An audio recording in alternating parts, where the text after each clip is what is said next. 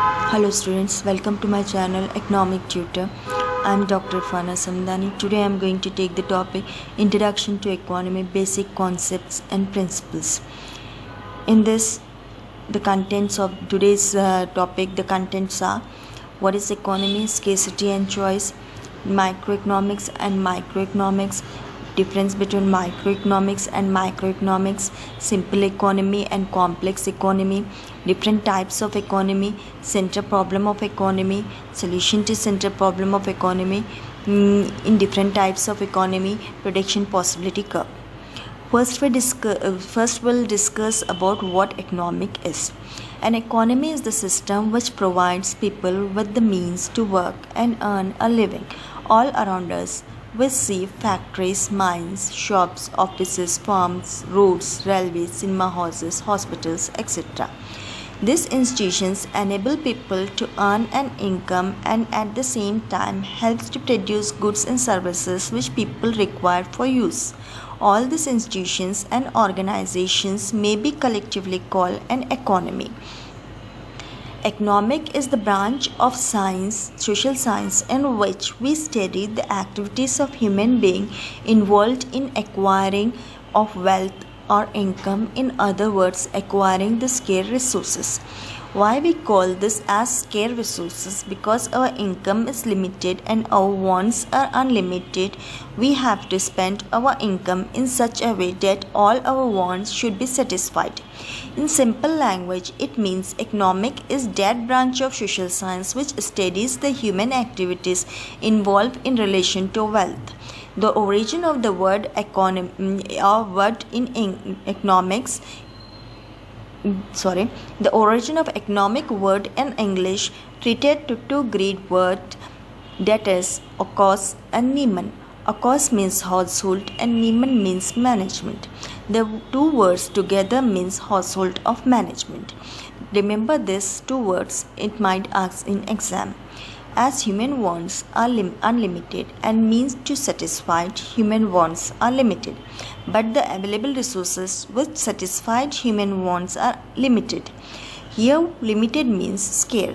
Because of this, every household uses their income or resources to the best possible extent to satisfy their maximum wants within their limited income. For example, a producer tries his best to maximize his profit by allocating his capital or resources which he has in such a way to get maximum profit. When we speak about level of economics, maximization of satisfaction means maximization of social welfare. We use the resources in such a manner that it gives us maximum satisfaction, and in economics we study this aspect of human behavior. Just now we discussed the problem of scarcity. What is scarcity or choice means? When a particular resource in demand is more and its supply is less. Due to scarcity of resources, the problem of choice will arise. Now, why we need to choose the resources? Because our wants are unlimited and the available resources have alternative uses too. As every resources have multiple uses, like we have milk, we can sold it, or we can make butter with it, or we can also make curd with it. Many other uses. Due to this reason, we need to make choice among the resources where we are going to use this particular resource. Now question arises, what is choice? When we discuss about the problem of choice or the economic problem is nothing but problem of choice. When we study the problem of choice or economic problem at the level of individual, then we call it as microeconomics. At the same time, when we study the economic problem or problem of choice at the level of a country as a whole or an economy as a whole, then we call it microeconomics. The term micro and microeconomics have been coined by Professor Ragnar Frisch of Oslo University during 1920. The English language word microeconomics also derived from the Greek word mikros, which means small. The word micro means millionth part. This means microeconomics deals with a small part of the whole economy. Microeconomics is the branch of economy theory that focuses on the study of economic activities of a small group of units or individual unit. Because the word micro means small, that's why it studies the particular firm, particular household, individual price, individual industries, particular commodities, etc. Therefore, microeconomics studies demand theory, theory of production, theory of price determination and factor pricing. Microeconomics, on the other hand, also derived from the Greek word macros, which means large. One can understand from the meaning of microeconomics is the study of the large variables. Therefore, microeconomics studies concerned with the economy as a whole in its totality. In simple language, we can say microeconomics is the study of economic activities related to the economy as a whole.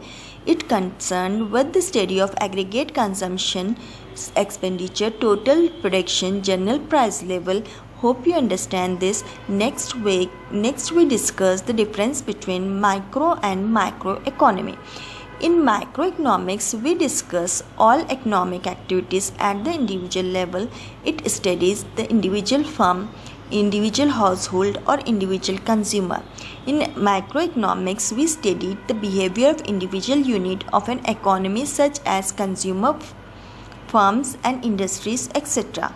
Therefore, it is the study of a particular unit rather than all units combined together. Microeconomics is called price theory, which explains the composition or allocation of total production. On the other side, microeconomics deals with the aggregate of whole economy. In other words, it is the study of all units combined together. It is the study of economic system as a whole. It deals with aggregates such as total income and employment, general price level, total production, consumption and investments, etc. Microeconomics therefore studies the theories related to income, output, employment and growth. That's why we call it as the income and employment theory. Next, microeconomy basically concerned with the determination of output and price of an individual firm or industry. Microeconomics in its small units, its study is the part rather than the whole. For example, microeconomics may explain how single firm decide the sale price of a particular product, what amount of output will maximize its profit, and how it determines the lowest cost combination of labor, capital, material, other inputs. It's also concerned how the individual consumer determines the distribution of its total expenditure among many products and services so as to attain maximum utility. It discusses the individual firm or industry output and price policy. That's why microeconomics is called the theory of price. Now next comes microeconomics is basically concerned with the determination of output and general price level. Like microeconomics, in microeconomics also we studied the output and price, but it studied aggregate output and general price level in the economy. That's why we call microeconomics as the theory of income and employment. In microeconomics, the micro variables means large variable. We assume it constant.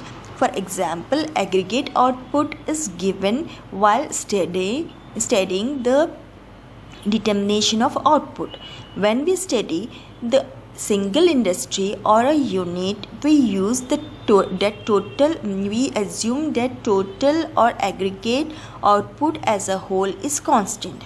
When we discuss about microeconomics, here micro units, micro variables remain constant. because in microeconomics we study that it determines aggregate output income at the level of microeconomics. That's why we assume that the distribution of income is constant. In microeconomics, market forces means demand and supply play an important role. Therefore, in microeconomics, we study the market forces at the same time. Microeconomics, it studies government policies means monetary and physical policies will play an important role in solving the microeconomic problem like unemployment, poverty and inflation. In microeconomics, we discuss the problem of unemployment in a country as a whole or in a region as a whole. So this is the difference between microeconomics and microeconomics. Now we will discuss positive economy and normative economy are two standard branch of modern economics. Positive economics describes and explains various economic phenomena, while normative economics focus on the value of economic fairness or what the economy should be. In simple words, positive economy is regarded as what branch, whereas normative economy is what should be or what ought to be in section of economics. In simple language, positive economics is called the what is branch of economics. Positive economics deals with the things as they are, means strictly natural as regarded ends. In other words, positive economy deals with economic issues or economic behavior related to past, present and future. Positive economy is that branch of economy which has an object approach relied on facts like what happened in the past, what going to happen in future and what's going on at present. Normative economy, on the other hand, is considered as the branch of economics that tries to determine the people's desirability to different economic programs and conditions by asking what should be or what ought to be. Normative economy deals with the perspective of a theoretical situation. This division of economics has more subjective approach. It focuses on the ideological perspective based opinion oriented statement towards economic activities.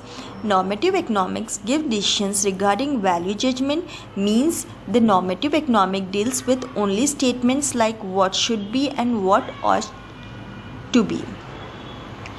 The statement as in positive economy is more objective and focus more on facts. It starts from what was, what is and what would be. Moreover, the statement is precise, descriptive and measurable. Such reports can be quantified with respect to noticeable evidence and historical references. At the same time, the statement of normative economy are subjective and rely heavily on the value originating from the individual opinion and start from what should be and what ought to be. So it is clear that statement of positive economy can be proven or disproven. Positive economy is the statement is based on the fact that and has the considerable value judgment involved in it. For example, if I said that India has more population than China, anyone can easily verify that statement is false or true because we know that China population is more than India's. But in normative economics, statement is based on personal perspectives and satisfy the need of what ought to be or what should be.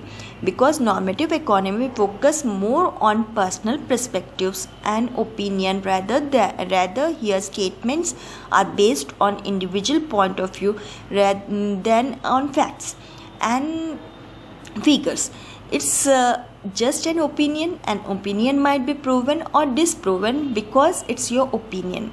Facts and figures are verifiable. Every statement of positive economy can be tested scientifically and either proven or disregarded.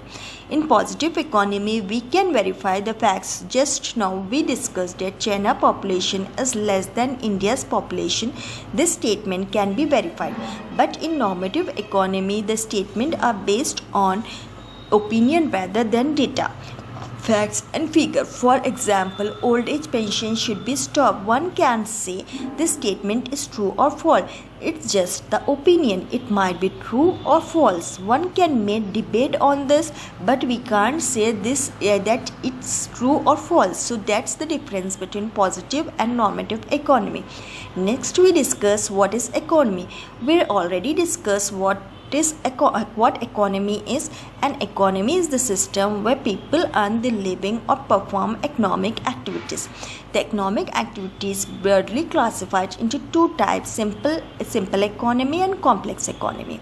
In simple economy, the income of the people will be less or limited, whereas in complex economy, the income of the people will be high. In simple economy, the wants of the people will be multiple and small, but not so large or enormous. At the same time, in complex economy, the wants of the people are multiple, large and enormous. In simple economy, main point is mutual interdependence is limited. It means people in this economy are self-reliant. The mutual interdependence of the people is less or limited. They only depend on one another for their needs. In complex economy, the mutual interdependence is high. Here, mutual interdependence means, like in a society, a teacher is dependent on doctor and in return, a doctor is dependent on teacher. Likewise, in a society, every one and other person depend on one another. But in simple economy, mutual interdependence is limited. The people in this type of economy are self-reliant. In complex economy, the mutual interdependence is very high. From this point, we can take out the fourth point too. Degree of exchange is moderate. When interdependence is limited, then definitely the degree of exchange will be less. And when in degree of interdependence is high, then the degree of exchange will also be high. So this is the simple economy and complex economy. Now we will discuss the types of economy. In the present world, all human beings are busy in performing one or other economic activities. These economic activities are controlled by the government. From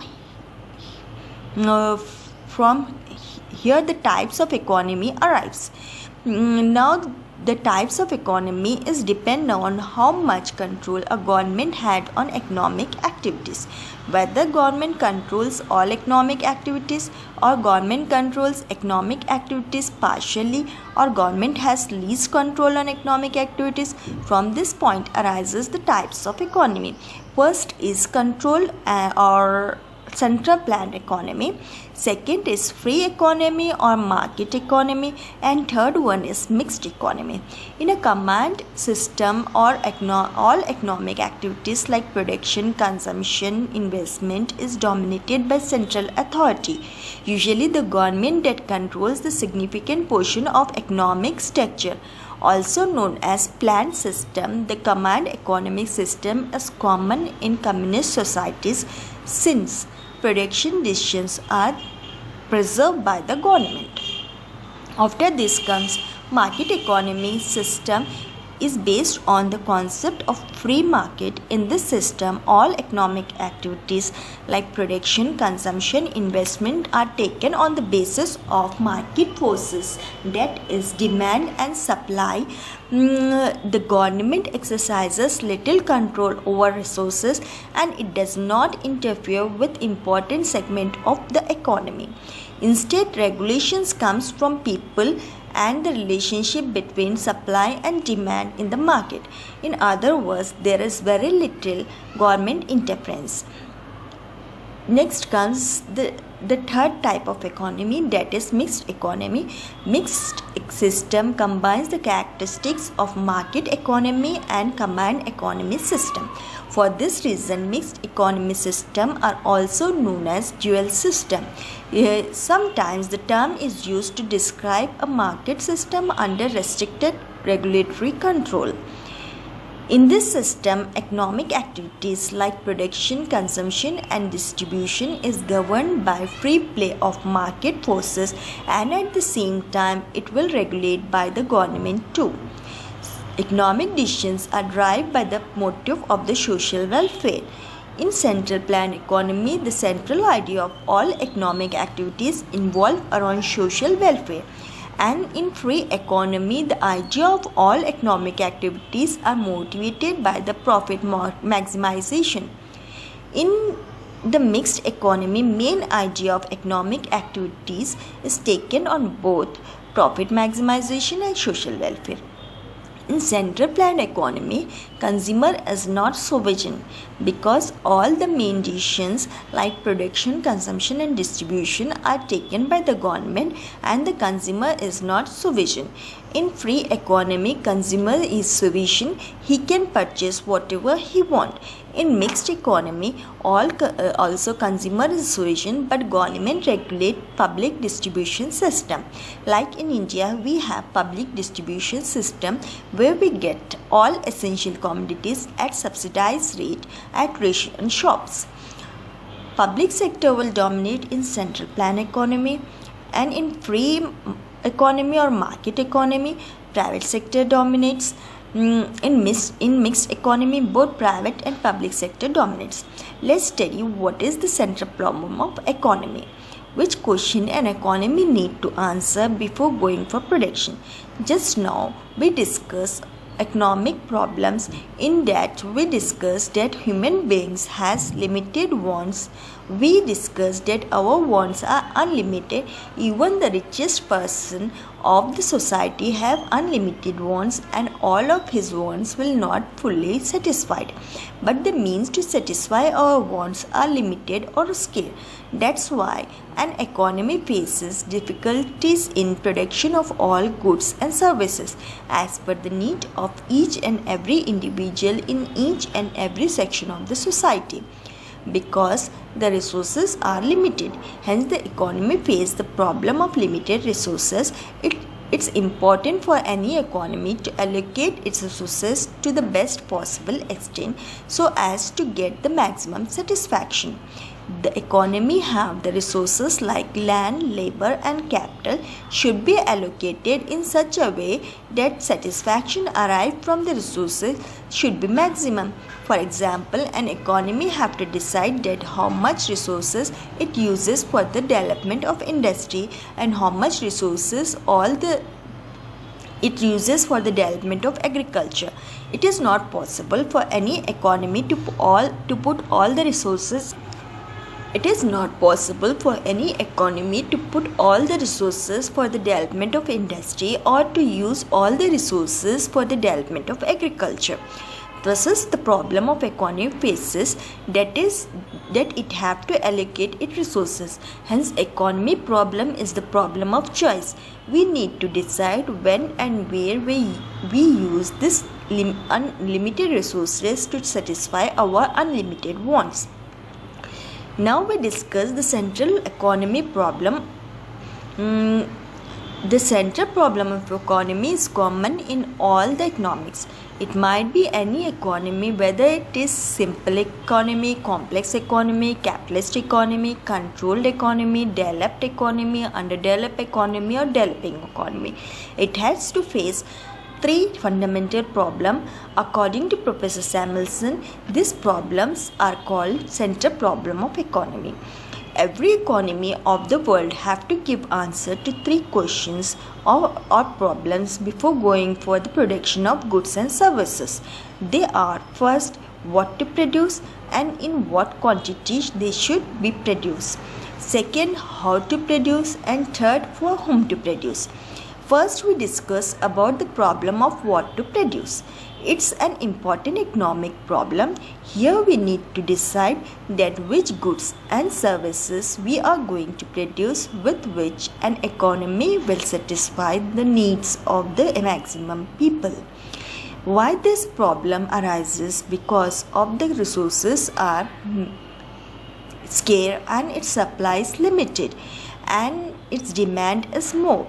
Now it have two dimension. First is what commodity to produce, and second dimension is what quantity of each selected commodity to produce.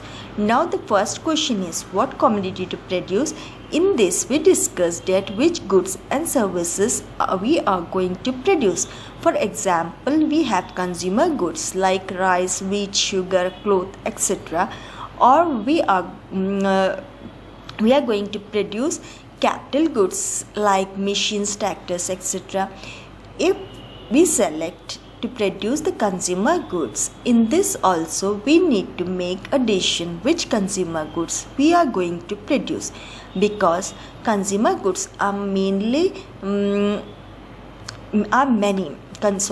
consumer goods are many, like cloth, rice, wheat, sugar, etc. We select the capital goods. In this also we need to decide which capital good we are going to produce. Like this, we need to produce the wartime goods like guns, tanks, etc. and peacetime goods like bread and butter, etc. So this is our first dimension. Now we will discuss about the second dimension. When an economy decide what good and services is going to produce, then an economy will take the second dimension, that is what quantity of each selected commodity to produce. Because if we decide to produce only consumer goods, but it won't be possible to produce only consumer goods, we need capital goods too with it. Now we need to decide the quantity of consumer good. We need to go for production, then we will go for the production of capital goods.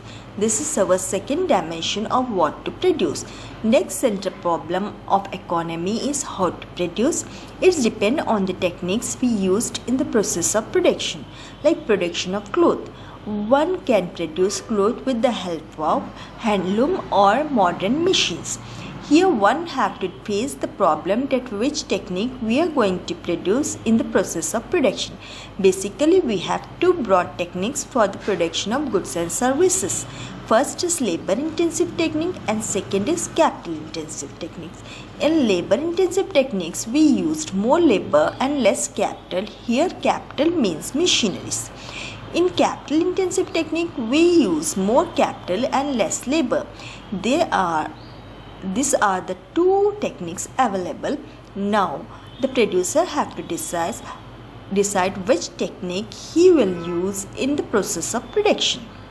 If he use labor intensive techniques, the cost of production will be high, and if he use capital intensive technique, it creates unemployment problem. Now we need to decide which technique we are going to use in the process of production. The third central economic problem is for whom to produce. Just now we discussed about the two main central economic problems. Now we need to decide for whom we are going to produce here. It's not possible for us to produce the goods and services for all the sections of the society. Now we need to decide for whom we are going to produce the commodities. If you look at the society, you can find two categories of people. One is rich and other is poor. Now producer have to decide for whom he is going to produce the goods and services, for rich or poor. If producer produce more commodities for the poor people, it will promote social justice and reduce the inequalities in the society, but he will get less profit. As a producer, if he produce goods for the poor, he have to keep the prices low, then he will earn less profit. Here low profit means low investment, and low investment means low GDP growth. Now the producer have to decide for whom he is going to produce the commodities. He is going to produce it for the poor or rich, or he is going to produce for both the section of the society, and in what quantity he is going to produce the goods and services. This is the central problem of economy. Hope you understand it. Now we'll discuss the central problem of economy in different types of economy. First, we will discuss the central problem of economy in market economy. In market economy, producers are free to decide what to produce, how to produce, and for whom to produce, and this depends on market forces, supply and demand. In a free economy, main motive is profit maximization. Then these three main decisions of economy, what to produce, how to produce, and for whom to produce, will keep revolve around profit maximization. Here the producer will use those techniques, and that much quantity of commodity will produce for those people from he receives maximum profit. This is the solution for the problem of central economy in the market economy.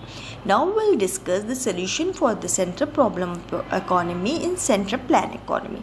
Here in central planned economy, all the economic activities of or decisions about what to produce, how to produce, and for whom to produce will be taken by the central authority or government.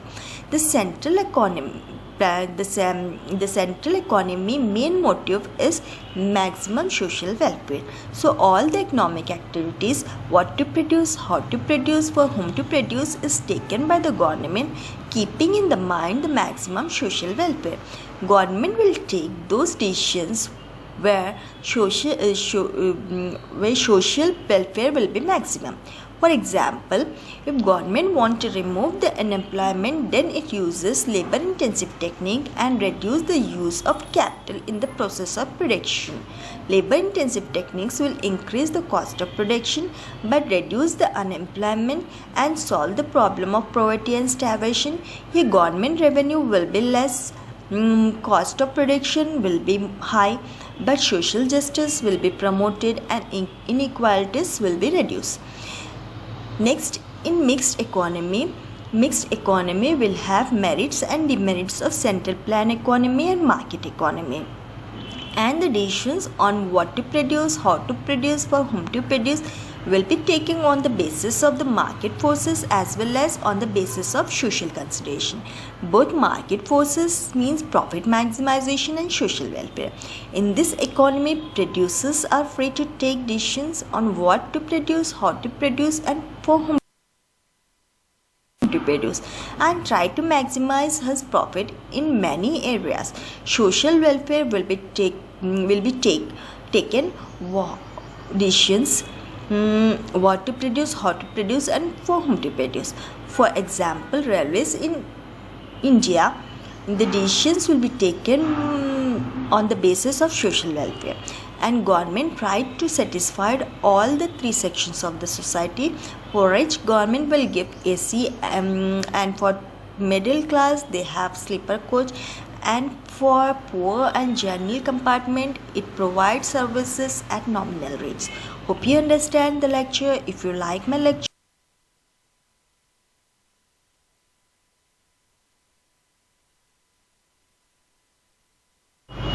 next we will discuss